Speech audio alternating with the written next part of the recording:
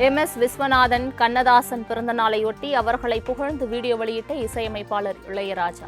தான் இசையிலேயே இருப்பதால் MS விஸ்வநாதன், கண்ணதாசனை நினைக்காத நாள் இல்லை என உருக்கம்.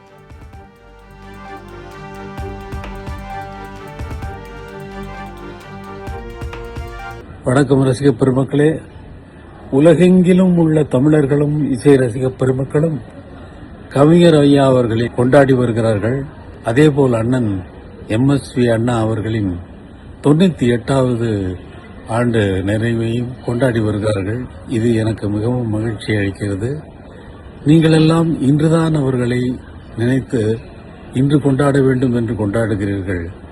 நான் இசையிலேயே இருப்பதால், தினமும் இசையிலேயே இருப்பதால், தினமும் அவர்களை நினைக்காமல் என்னால் என்னுடைய வேலையை தொடங்க முடியாது.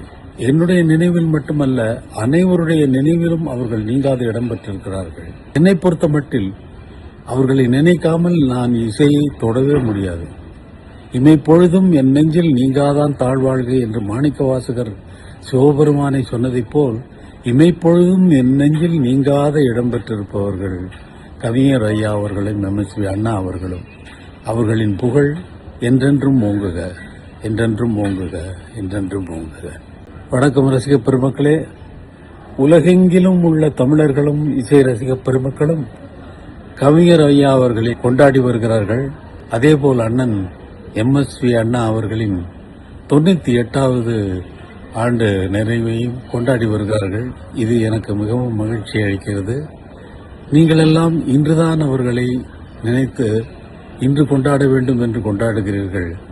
நான் இசையிலேயே இருப்பதால், தினமும் இசையிலேயே இருப்பதால், தினமும் அவர்களை நினைக்காமல் என்னால் என்னுடைய வேலையை தொடங்க முடியாது.